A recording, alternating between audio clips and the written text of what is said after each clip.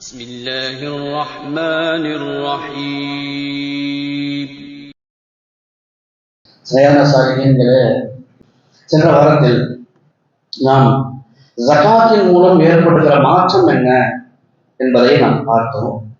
அதைத் தொடர்ந்து ஜகாத்து கொடுப்பதால் ஏற்படுகிற சிறப்புகளும் அதனுடைய சட்டங்களையும் இந்த வாரம் இன்ஷா அல்லாஹ் நேரம் இருக்கிறவரை பார்ப்போம். பெருமானார் ஸல்லல்லாஹு அலைஹி வஸல்லம் அவர்கள் ஜகாத்தை ஒரு வரியாக, ஒரு ஃபைனாக, ஒரு ஜிஎஸ்டி மாதிரியான ஒரு வரியாக, ஒரு ஃபைனாக நமக்கு தரவில்லை. ஜகாத் அது பொருளாதார வணக்கமாக நாயகம் கொடுத்தார். எப்படி நிற்பது, குனிவது, சரிதா செய்வது, தொழுவது ஒரு வணக்கமோ, அது மாதிரி பொருளாதாரத்தின் வணக்கம் இபாதத்து ஜகாத்து. ஜகாத்தை நாம் நம்முடைய செல்வத்திலிருந்து எடுக்கிற பொழுது, அதை நிறைவேற்றுகிற பொழுது நமக்கு இந்த உணர்வு வேண்டும், இது என் செல்வத்தில் சேர்ந்து விட்டால் என்னையும் சேர்த்து அளித்துவிடும். ஆயத்தும் ஹதீத்தும் போதுதான், யார் சரியான கணக்கு பார்த்து ஜகாத்து கொடுக்கவில்லையோ, ஜகாத்து உங்களுடைய செல்வங்களில் சேர்ந்து விட்டதோ, அது உங்களை அழித்து விடும் மீதம் இருக்கிற செல்வத்தை அப்படின்னு குர்ஆன் ஆயத்து சொல்கிறது, குர்ஆன் பேசுகிறது. ஆனால் உண்மை என்னவென்றால், அதற்கு விளக்கம் கொடுக்கிற முஃபஸ்ஸிர்கள் சொல்வார்கள், அழித்துவிடும் என்பது எப்போது நீங்கள் ஜகாத்து கொடுக்க மனம் வரவில்லையோ உங்கள் ஈமானை அழித்துவிடும் என்று முஃபஸ்ஸிர்கள் நமக்கு சொல்வார்கள். கொஞ்சம் கொஞ்சமாக ஜகாத்து நிறைவேற்றாத போது அப்படி கரையான் புத்தகங்களை அல்லது ரேட்டுகளை, அலைமாலைகளை அறிப்பது போன்று ஜகாத்து சரியாக கணக்கு பார்த்து கொடுக்காவிட்டால் ஈமானை அது அழித்து விடும் என்பதாக நமக்கு முஃபஸ்ஸிர்கள் சொல்வார்கள். இஸ்லாத்தின் 5 கடமைகளில் முக்கியமான கடமை ஜகாத். அது ஜிஎஸ்டி இல்ல, அது வரி இல்ல, அது ஃபைன் இல்ல, அது நமது இபாதத்து, பொருளாதார வணக்கம். அது பெருமானார் ஸல்லல்லாஹு அலைஹி வஸல்லம் அவர்கள் சொல்வார்கள், சதகாக்களை விரைந்து நிறைவேற்றுங்கள். அதை நீங்க கொடுத்துட்டீங்கன்னா அல்லாஹ் இருந்து வர எல்லா சோதனைகளும் இல்லாமல் போயிடும் அப்படின்னு பெருமானார் சொல்வார்கள். நிச்சயமாக சதகா அல்லாஹ்வுடைய கோபத்தை கரைத்து விடும் என்பதாக நாம் நபிகள் ஸல்லல்லாஹு அலைஹி வஸல்லம் சொல்வார்கள். அதோடு கெட்ட மரணங்கள் ஏற்படுவதை நாம் பாதுகாக்கப்படுவோம் என்பதால் நாயகம் சொல்வார்கள். செல்வத்தை ஜகாத் கொடுப்பதன் மூலம் நீங்கள் உங்களை பாதுகாத்துக் கொள்ளுங்கள். நோயாளிகளுக்கு சதகாக்களை கொடுத்து நீங்கள் நிவாரணத்தை தேடிக் கொள்ளுங்கள் என்பதாக பெருமானார் ஸல்லல்லாஹு அலைஹி வஸல்லம் சொல்வார்கள். இதெல்லாம் உலக சிறப்பு என்றால், மறுமையில் ஏகப்பட்ட சிறப்புகளை அல்லாஹ் ரசூலும் நமக்கு சொல்லிக் கொண்டே இருக்கிறார்கள். நாயகம் சொல்வார்கள், சதகா செய்யப்படும் ஒரே ஒரு பேரித்தம்பளத்தை சதகா கொடுத்தா, அந்த சதகாவை அல்லாஹ் தன் கரத்தால் வாங்கி ஒரு குட்டி போடுகிற ஒரு ஆட்டுக்குட்டியை ஒருவர் வளர்ப்பதை போன்று சதகாவை அல்லாஹ் வளர்த்து பல்கி பெருக செய்கிறான். நாளை மறுமையில் அவ்வளவு ஒரு பெரும் மழை அளவு அல்லாஹ் அவருக்கு அன்பளிப்பாக வெகுமதியாக நன்மைகளை தருவான் என்பதாக நாயகம் ஸல்லல்லாஹு அலைஹி வஸல்லம் சொல்வார்கள்.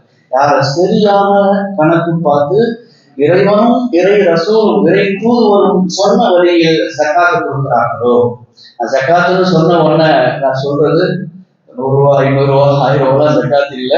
ஜகாத்துனா நம்ம சென்ற வாரம் சொன்னதை போன்று, சென்ற வாரம் நம்ம ஜகாத்து ஏற்படும் மாற்றங்கள் அப்படின்னு சொன்னது மாதிரி ஜகாத்து கொடுத்தா அவர் பாபு ஜகாத் என்ற, பாபு சதகா என்ற வாசல் வழியாக சொர்க்கம் செல்வார் என்பதாக நாயகம் ஸல்லல்லாஹு அலைஹி வஸல்லம் சொல்வார்கள். நிறைய ஹதீஸ் ஜகாவை பற்றி அல்லாஹ்வும் ரசூலும் நமக்கு பேசுகிறார்கள்.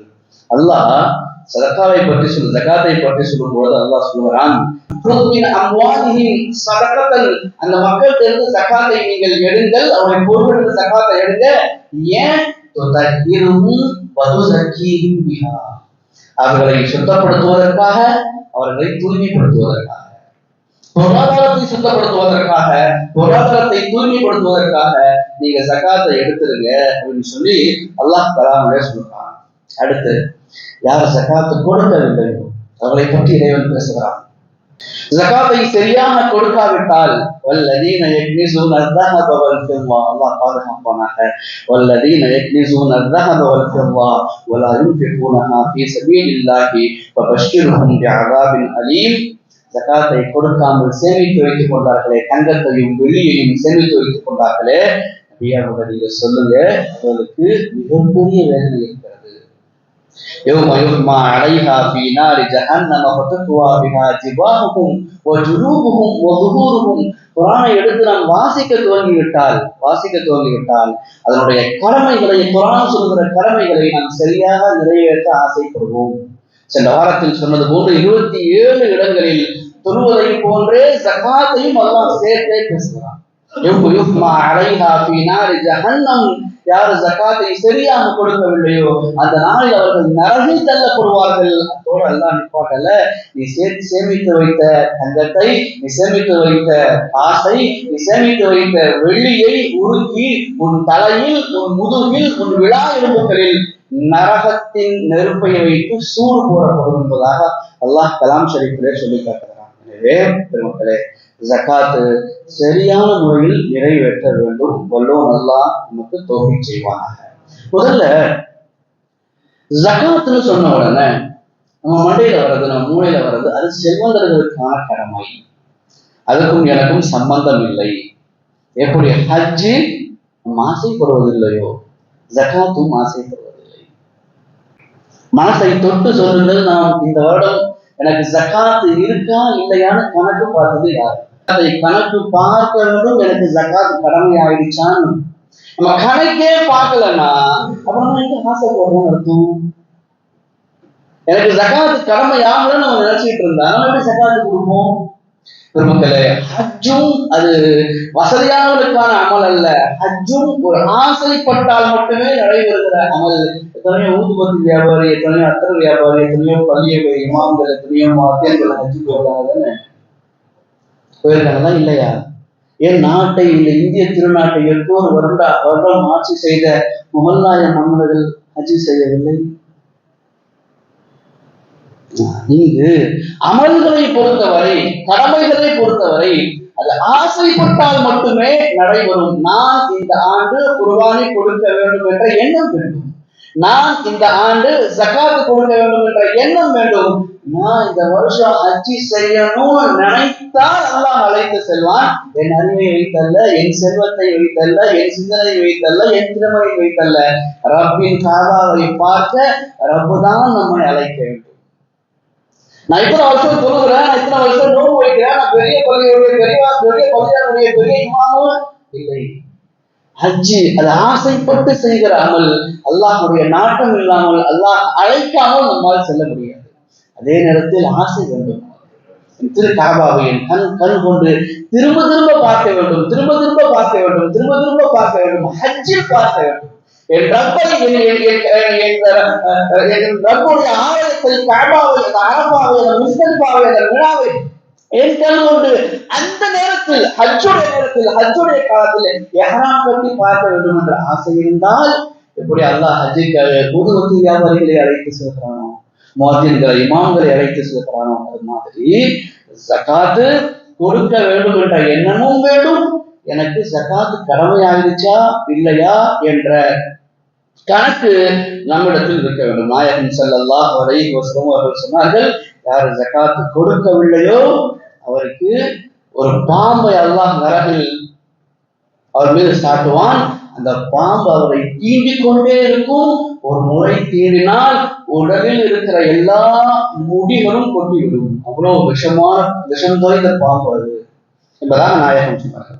அதே மாதிரி அஸ்மா பின்த் யஸீத் ரலியல்லாஹு அன்ஹா அறிவிக்கிறாங்க, நான் ஒரு முறை என்னுடைய சிறிய தாயாரோடு கையில வளையல் போட்டுக்கிட்டு நபியை சந்திக்க சென்றேன். நபி எங்களை சந்தித்த உடன் கேட்டார்கள், இந்த வளையலுக்கு ஜகாத் கொடுத்துட்டீங்களான்னு சொல்லி.